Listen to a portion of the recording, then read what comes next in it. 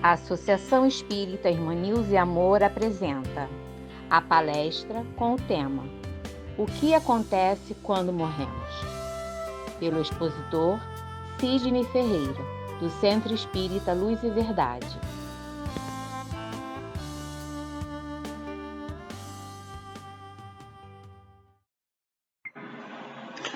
Olá, tudo bem? Sejam todos muito bem-vindos a mais uma transmissão promovida pela Associação Espírita Irmã Nilza e Amor. Meu nome é Sidney Ferreira, eu sou do Centro Espírita Luz e Verdade, o CELV, também localizado aqui em Campo Grande, na cidade do Rio de Janeiro, e atendendo a mais um convite dos queridos irmãos e irmãs do Irmã Nilza, teremos aí alguns minutos pela frente para conversar, para refletir um pouco mais sobre os ensinamentos benditos e transformadores do nosso amado Mestre Jesus. Hoje, então, nós conversaremos sobre o tema O que acontece quando morremos?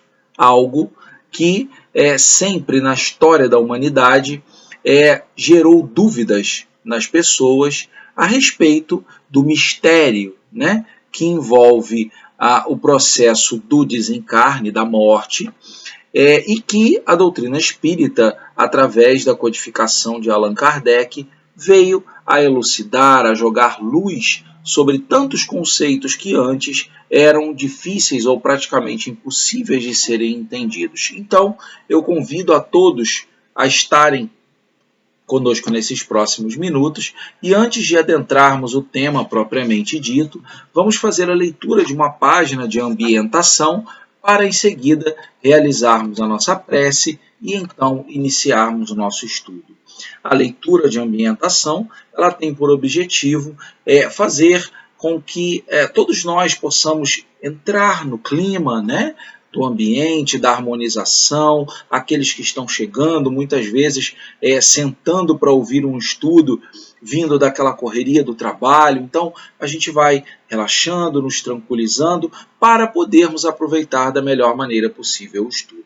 E, para tanto, no encontro de hoje, nós escolhemos o livro Caminho, Verdade e Vida, de Francisco Cândido Xavier, e Emmanuel, né?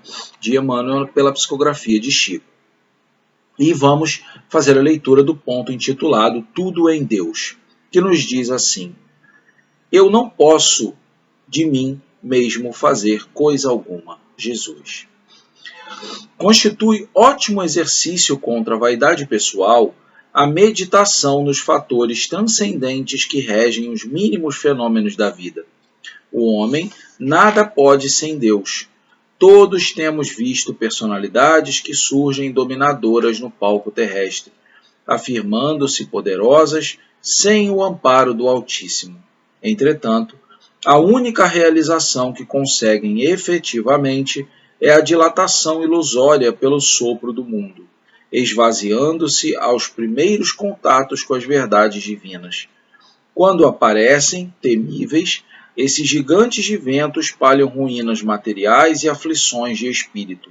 Todavia, o mesmo mundo que lhes confere pedestal projeta-os no abismo do desprezo comum. A mesma multidão que os assopra incumbe-se de repô-los no lugar que lhes compete. Os discípulos sinceros não ignoram que todas as suas possibilidades procedem do Pai amigo e sábio, que as oportunidades de edificação na terra, com a excelência das paisagens, recursos de cada dia e bênçãos dos seres amados, vieram de Deus, que os convida, pelo espírito de serviço, a ministérios mais santos. Agirão desse modo, amando sempre, aproveitando para o bem e esclarecendo para a verdade, retificando caminhos e acendendo novas luzes, porque seus corações reconhecem que nada poderão fazer de si próprios e honrarão o Pai, entrando em santa cooperação nas suas obras.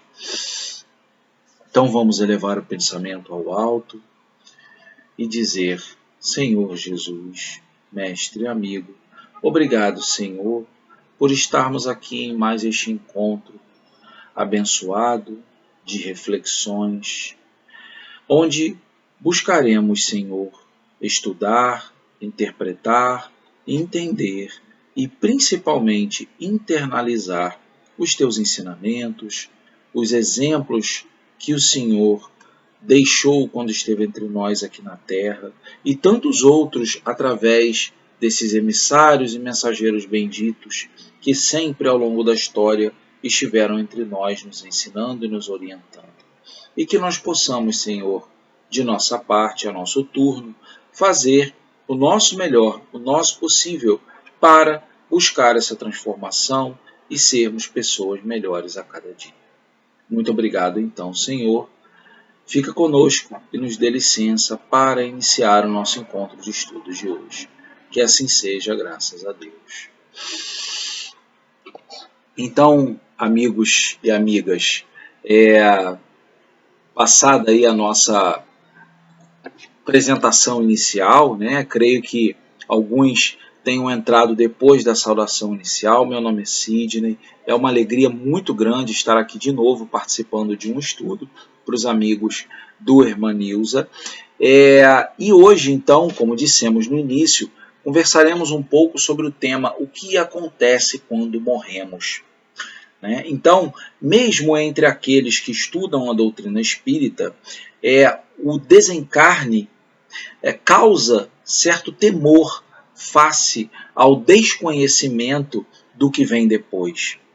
E aí, essa pergunta, né, essa colocação, o que acontece quando morremos? A melhor resposta para essa questão, né, o que acontece quando morremos, é uma resposta que, de certa forma, nada tem de exata. É uma resposta que diz assim, depende. Então, o que acontece quando morremos? Depende. E depende de quê ou de quem? Depende de nós mesmos. E nós vamos entender isso um pouco melhor ao longo do nosso estudo. Se nós formos buscar uma definição do que vem a ser a morte, né, segundo a ciência humana tradicional, nós encontraremos numa definição simples, dizendo que a morte é a interrupção definitiva das funções vitais de um organismo, seja ele qualquer. Então, todo organismo que tenha funções vitais, o que caracteriza a morte são essas funções vitais serem interrompidas de alguma forma. Essa resposta está errada? Não está. Essa resposta está correta. Mas ela é uma resposta puramente material. E ela é insuficiente e não responde àquelas 3 perguntinhas que assolam a mente dos seres humanos há muito tempo, que são quem somos, de onde viemos e para onde vamos. Então a humanidade já avançou muito no conhecimento a fim de hoje ter um entendimento muito maior e melhor a respeito dessas 3 questões, quem somos, de onde viemos, para onde vamos. Mas ainda falta muito, né? Ainda falta muito. As religiões, de uma maneira geral, seja qual for, né? Seja qual for a religião, elas dão um entendimento do que acontece depois da morte do corpo físico, né? Cada uma conforme os seus dogmas. Agora, a doutrina espírita é a única, né? É a que nos dá os elementos necessários para nós podermos compreender e responder a essas 3 questões acima. Quem somos, de onde viemos e para onde vamos.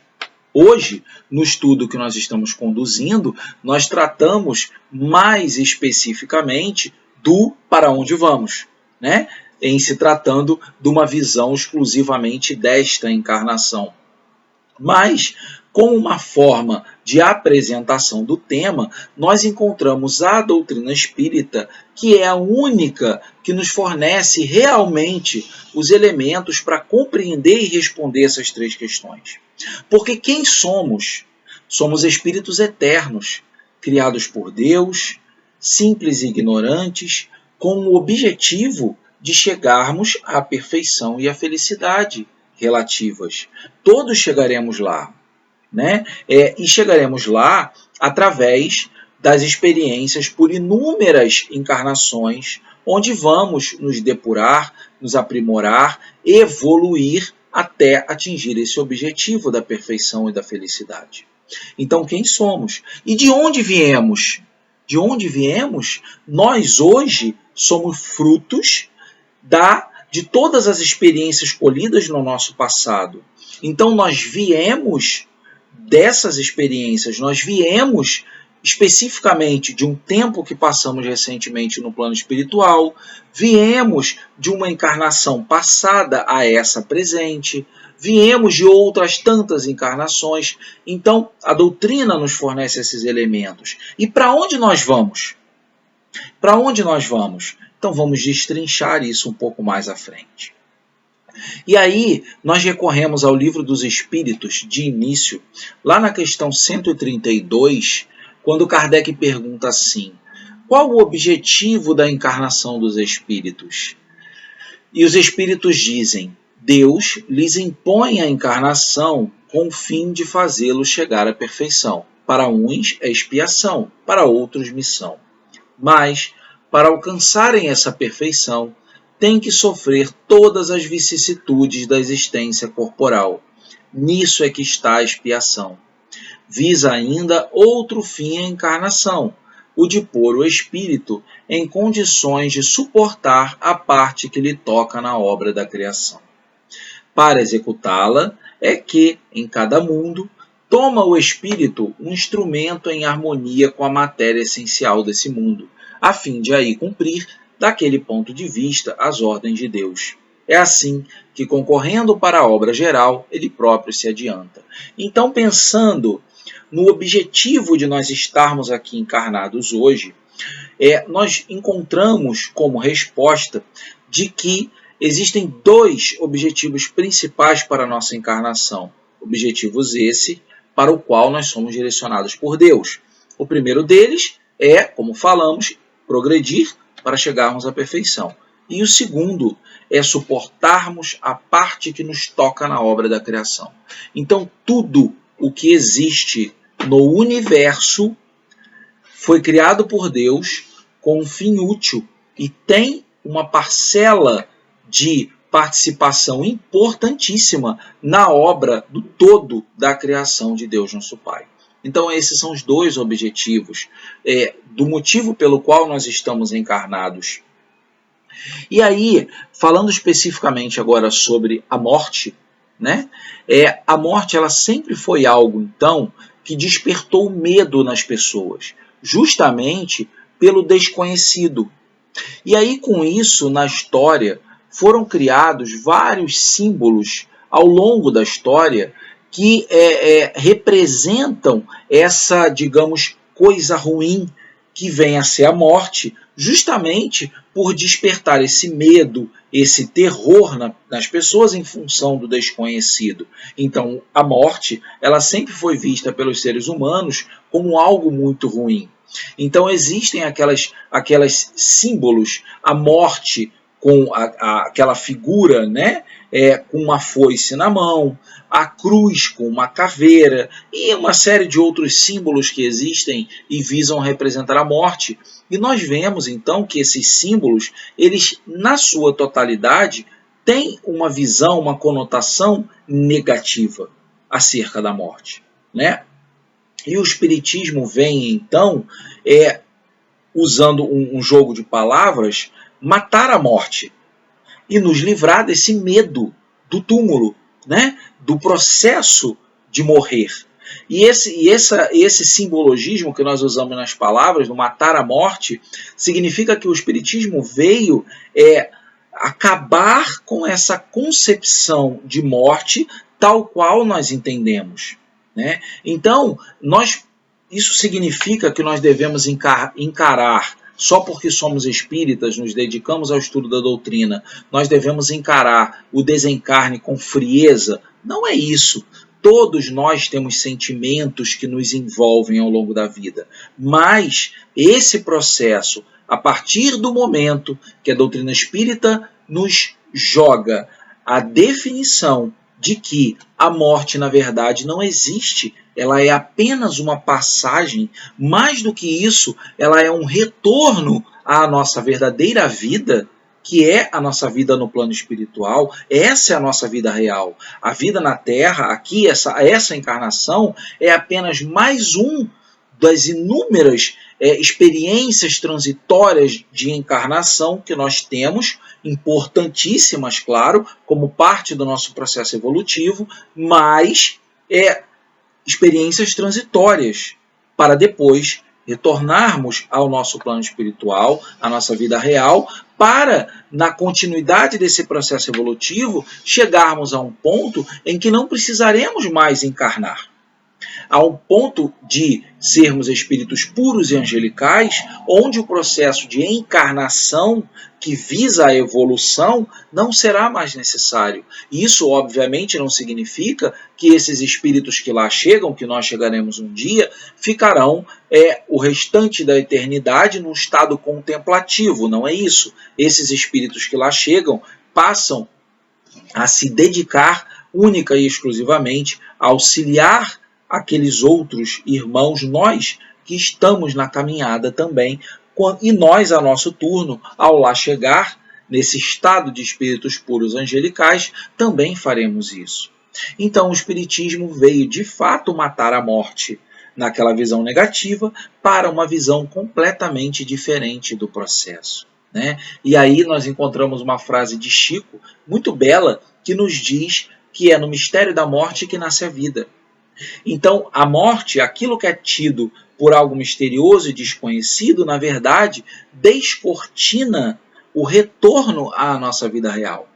Haroldo Dutra também nos diz, numa frase belíssima dele, ele diz assim: a perda de um ente querido, alguém que amamos, a perspectiva de uma separação eterna, a perspectiva de um fim de tudo, é uma das ideias mais aterradoras que o Espiritismo soube afastar com a maravilha do esclarecimento, da possibilidade de comunicação entre aqueles que já atravessaram os portais da morte e nós que ainda estamos em provas e expiações no corpo físico. Então nós sabemos que, além disso tudo que falamos até aqui, o Espiritismo ainda nos traz, nos explica e nos possibilita a questão da comunicação. E nós vemos isso presente o tempo todo, né? Naquelas mensagens, naquelas comunicações que os espíritos desencarnados, quando permitido, quando podem, passam, e muitas vezes essas comunicações vindo com informações que torna praticamente impossível negar a autenticidade daquelas informações. Então isso tudo são partes de uma doutrina que é o Espiritismo, nos mostrando que a vida no pós-morte, o que acontece depois que morremos, é que, primeiro de tudo, nada acaba. E, segundo, o que vai acontecer, considerando que nada acaba, depende de nós, do que nós fomos em vida. E nós vamos continuar falando desse aspecto, né? Porque esse depende joga em nós a responsabilidade pela nossa felicidade ou pela nossa infelicidade. Fazendo uma analogia de comparação, imagine que a nossa um ano letivo na escola se equivalha ao período em que nós estamos aqui em uma encarnação. Se durante o nosso ano letivo na escola nós nos dedicamos, estudamos, fazemos as tarefas, participamos do trabalho, lá no final do ano nós passarmos de ano, nós teremos o direito de curtir as nossas férias com a cabeça tranquila, para nos prepararmos para o degrau seguinte, para o próximo ano de estudos. Agora, se nós não fizermos isso, no final nós teremos repetido de ano, teremos que fazer aquele ano novamente, teremos muitas vezes que, enquanto aqueles que já passaram de ano estão curtindo as suas férias, nós teremos que estar estudando para uma recuperação, né? Então, o que acontece no pós-ano letivo depende de como nós fomos durante o ano letivo. Então, o que acontece conosco depois da morte do corpo físico depende de como nós fomos ao longo da nossa vida, com todas as oportunidades que temos, com a forma como lidamos com o nosso livre-arbítrio, as escolhas que fazemos e as causas e consequências que vamos colher depois. Não é isso? Então o Espiritismo vem nos mostrar, e as provas da imortalidade da alma que o Espiritismo apresenta nos levam, então, a profundas reflexões sobre a vida, porque essas provas da imortalidade da alma, elas alteram certas perspectivas e prioridades, né? Porque, veja, se você é uma pessoa que tem uma visão extremamente materialista da vida, de que a única coisa que importa é a vida que você vive aqui, a partir do momento que você começa a entender que após a morte a vida continua pela eternidade, isso altera, ou pelo menos deveria alterar, suas perspectivas e prioridades perante a vida, porque aquilo que você imaginava que se acabaria num determinado momento, quando as funções vitais do seu corpo se esgotassem, na verdade não. Então isso deve provocar uma alteração de perspectivas e prioridades em nós. Deve acontecer, mas de novo, temos o nosso livre-arbítrio, né? Então, essas provas da imortalidade da alma, elas trazem esperança para nós, né? Muitas vezes, quando se trata do desencarne de um ente querido, ou muitas vezes as vicissitudes da própria vida, essa esperança ela vem acompanhada de alguns momentos de dores e de lágrimas, mas essa esperança de que, na verdade, nada acaba. Então, nenhum sofrimento ele é para sempre, né? E aí, na morte, então, nós vemos que o morrer ele não é um problema. A morte, na verdade, ela é uma libertação disso que é esse momento em que nós estamos aqui presos com muitas das nossas faculdades limitadas, as faculdades do espírito limitadas, para que nós possamos realizar ou passar pelas provas e pelos desafios da encarnação corrente. Então a morte ela é uma libertação, ao passo que eu volto a ser e a ter tudo o que eu sou e já adquiri ao longo de todas as minhas encarnações. Mas quando nós dizemos que a morte não é um problema, que a morte é uma libertação, nós devemos acrescentar que desde que ocorra no tempo que fora previamente planejado e programado. Porque nós sabemos que todos nós passamos por um processo de planejamento reencarnatório, onde a nossa próxima encarnação é definida por aqueles espíritos que são os responsáveis por cuidar desse processo, do qual nós participamos, uma vez entendedores do que nós precisamos fazer para buscar a reparação das nossas faltas passadas. Então é feito um planejamento da nossa vida, e esse planejamento ele envolve tudo. Ele envolve as características do nosso corpo físico, ele envolve o meio social onde nós estaremos inseridos, ele envolve muitas vezes os encontros e desencontros que teremos ao longo da vida. Tudo isso, claro, sem tirar e nem limitar o nosso livre-arbítrio. Então, em hipótese alguma, nós devemos pensar, por exemplo, no suicídio como uma forma de alcançar essa libertação. Porque o suicídio, na verdade, nós estamos aí há 2 dias da conclusão do Setembro Amarelo, que é um mês onde se dedica à prevenção e combate ao suicídio, que na verdade é algo que deve ser uma constante na vida de todos, mas esse mês é uma campanha que é feita, né, para esse ato que é de uma gravidade tremenda, porque se Deus, nosso Pai, nos deu a vida, só a Ele cabe o momento de definir quando a vida, essa vida corporal, deve se encerrar e então retornarmos ao corpo físico. A nós não cabe essa decisão, a nós cabe ter resignação, paciência, coragem, fé, esperança de que as maiores dores passarão, né? E que nós não devemos recorrer a essa saída que na verdade não ela só vai nos acarretar sofrimentos muito maiores do que os que nós já temos na vida atual. Então, devemos passar pela vida procurando ser o melhor que nós podemos, procurando nos dedicar ao próximo, a trabalhar, a nos melhorar, cultivar bons pensamentos, buscar domar as nossas más inclinações, como Kardec já nos diz, né? E aí sim, buscando passar pela vida sendo o melhor que nós podemos nas condições que nós temos, aí sim, quando o momento do desencarne chegar, quando o momento da morte chegar, no tempo programado e devido, aí sim ela se caracterizará como uma libertação e nós encontraremos os méritos devidos pelo nosso esforço, né? E aí nós vamos encontrar ainda nessa relação de morte, né, de desencarne, nós encontramos assim uma questão muito interessante de que quando alguém desencarna aqui na Terra, para os que ficam encarnados é uma tristeza imensa, né? Mas para aqueles que já estão no plano espiritual é uma alegria imensa por estarem recebendo de volta aquele que também numa analogia havia como se aqui na Terra um parente, uma pessoa muito querida nossa, embarcasse numa viagem, demorasse um longo tempo e depois voltasse para casa. É mais ou menos como aqueles nossos queridos que estão no plano espiritual nos recebem quando nós retornamos de mais uma experiência na carne.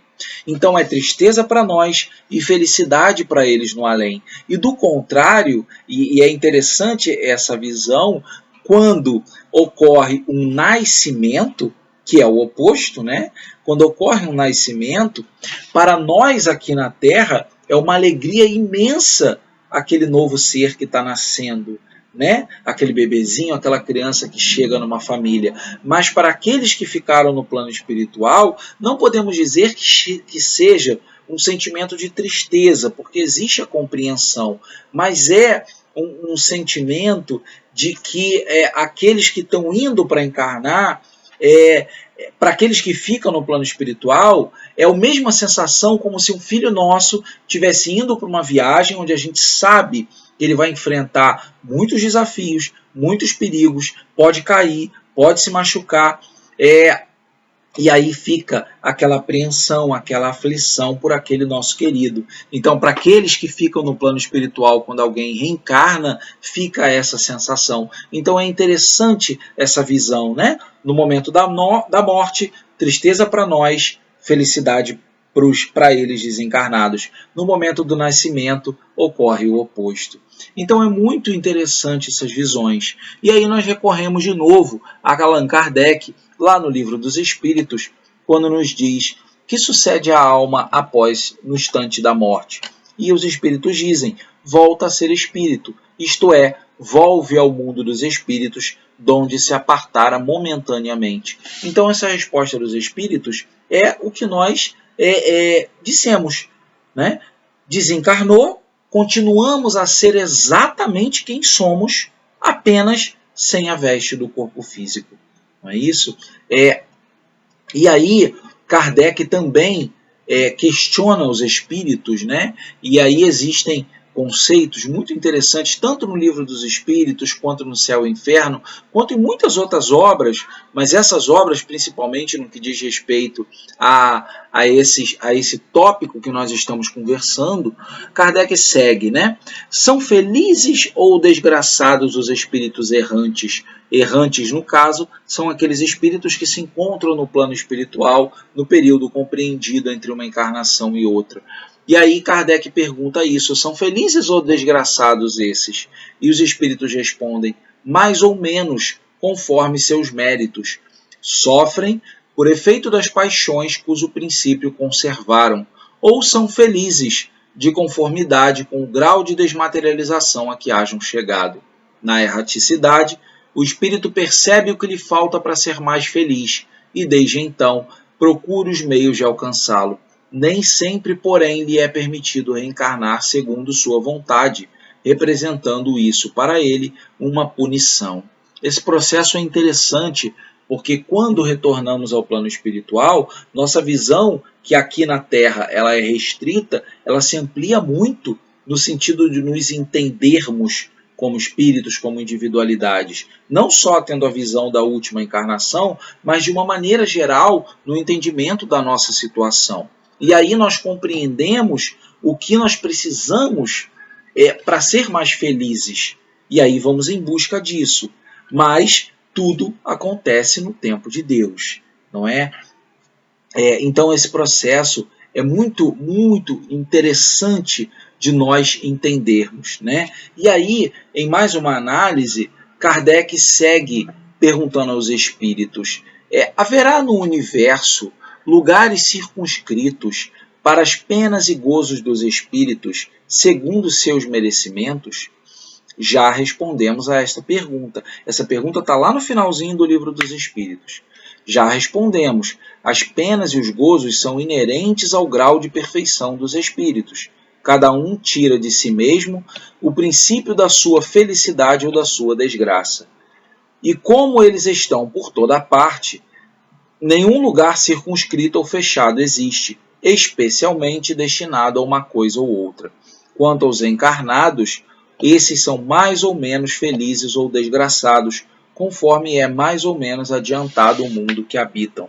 E aí, nesse ponto, a gente comenta sobre um tópico que é aquela relação entre aquelas duas palavras que são o céu e o inferno. Porque muitas religiões, que obviamente nós devemos guardar o maior respeito por todas as religiões que buscam conduzir o ser humano ao bem, muitas religiões consideram a existência de espaços, inclusive circunscritos, onde o espírito habitará, o ser habitará depois de morrer, pela eternidade. Se foi bom na vida, vai para o céu; se não foi, vai para o inferno, para aquela felicidade eterna ou para o suplício eterno. E o que os espíritos vêm a nos explicar é que justamente esse conceito de céu e inferno são conceitos alegóricos, né? Representam, de novo, com todo respeito a todas as religiões, mas são conceitos que, na verdade, precisam ser interpretados porque tais lugares circunscritos não existem. O céu e o inferno, na verdade, ele existe dentro de nós. Nós é que fazemos o nosso céu ou o nosso inferno. Como os espíritos disseram nessa resposta a Kardec, cada um tira de si mesmo o princípio da sua felicidade ou da sua desgraça. E como os espíritos desencarnados estão por toda parte, não existe um lugar circunscrito ou fechado para espíritos que estejam felizes ou que estejam desgraçados. Não existem. Existe, claro, mundos locais destinados, né, ou onde só tem acesso espíritos mais adiantados, mas não são lugares que se caracterizam como os conceitos de céu e inferno foram apresentados na história, né? E aí o Kardec segue perguntando: de acordo então com o que vindes de dizer, o inferno e o paraíso não existem, tais como o homem os imagina? E aí os espíritos completam: são simples alegorias.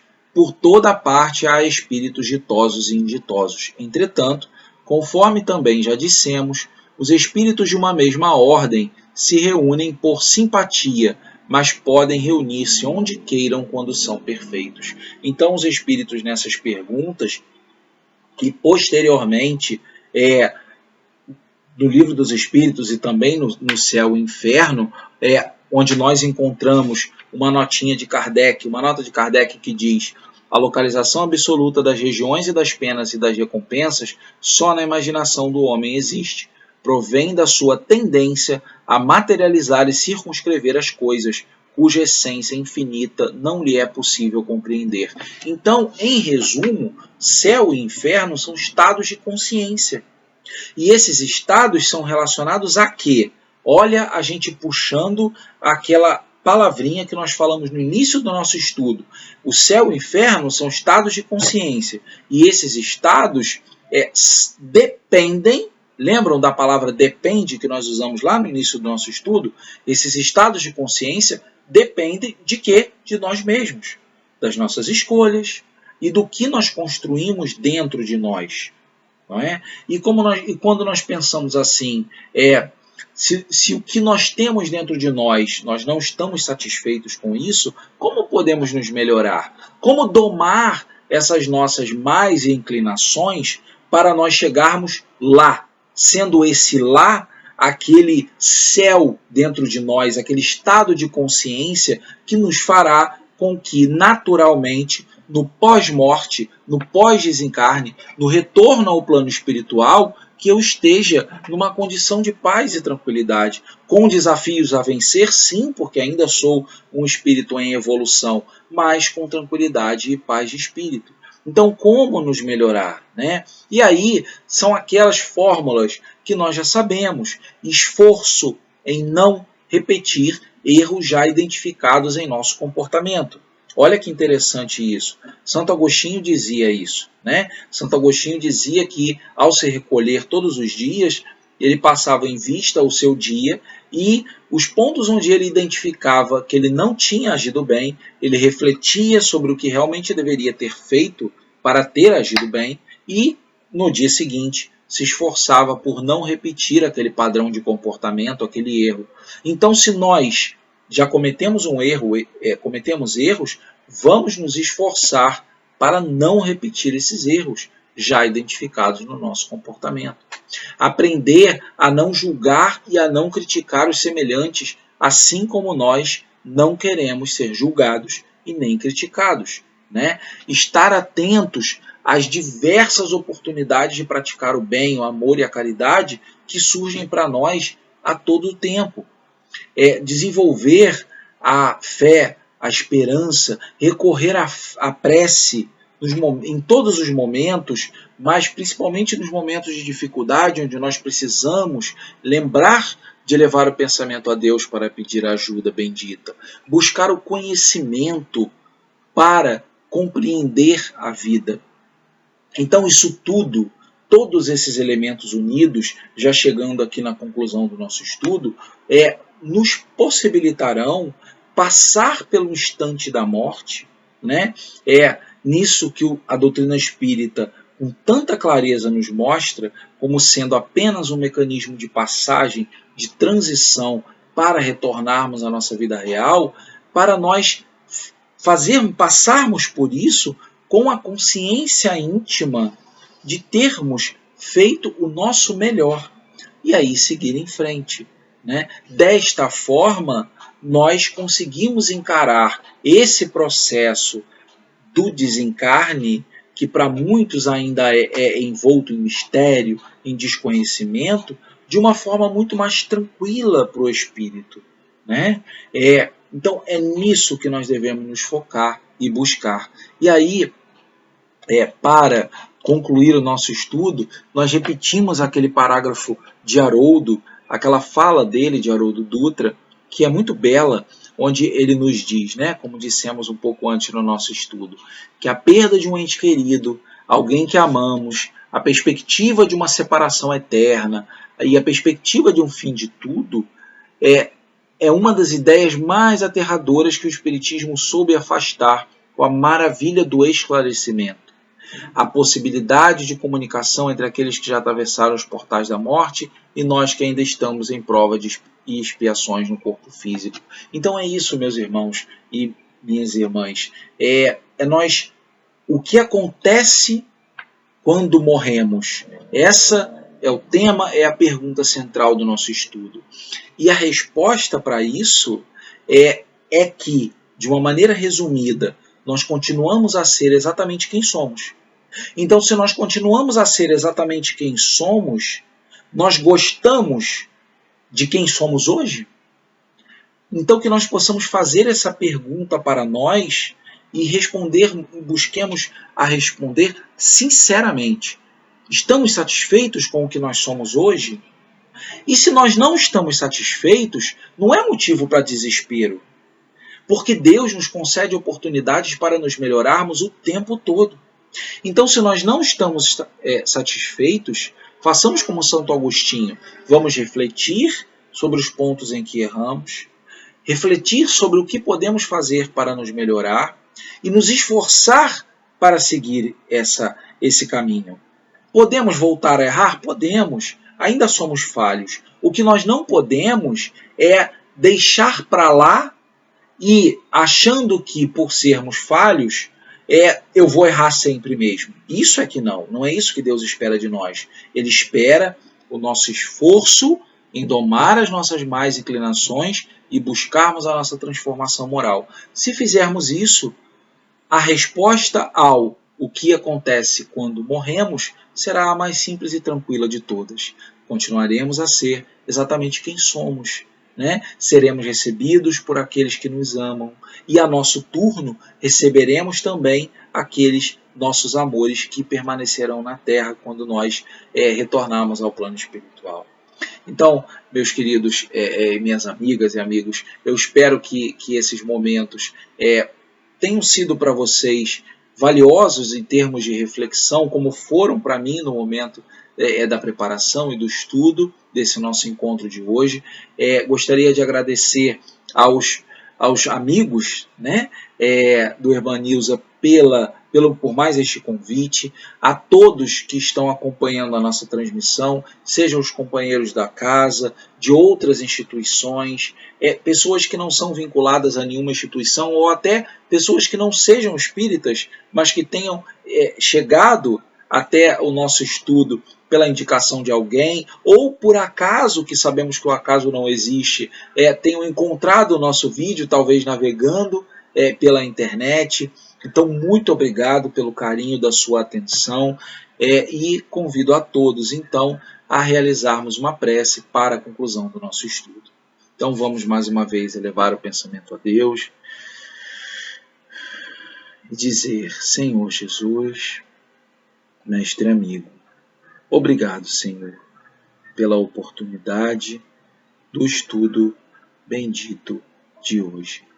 Que nós possamos, Senhor, conforme nossas reflexões, procurar compreender quem somos, de onde viemos, para assim nos melhorar, de forma que o para onde vamos seja, Senhor, reflexo da nossa consciência e que ela já possa estar tranquila neste momento.